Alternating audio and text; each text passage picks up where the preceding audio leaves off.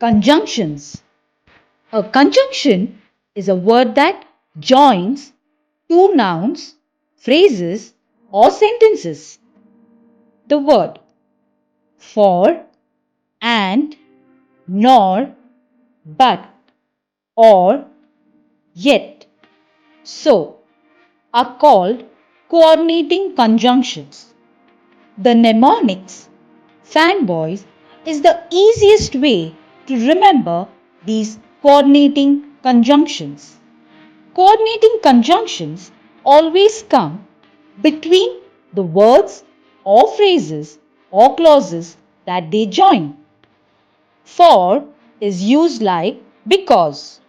It presents reason. For example, he is tired for he works really hard. Here, the reason is works really hard. And here, it is used to show addition. Presents ideas that are similar. For example, I love studying English and maths. Nor. Here it is used to say not. It presents a negative idea with another. Joins two sentences having the adverb not.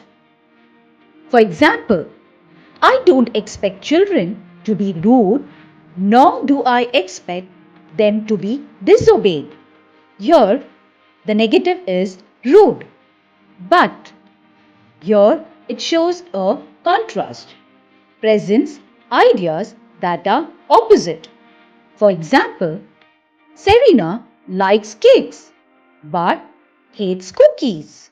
Here, the contrast is cakes and cookies.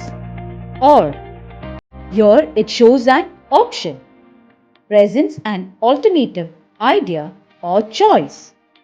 For example, we can eat noodles or pasta for dinner. So, it's noodles or pasta. Yet, here it presents as an outcome or contrast. For example, he is sick, yet he is working. So, though he is sick, still he is working. So, presents a consequence or result.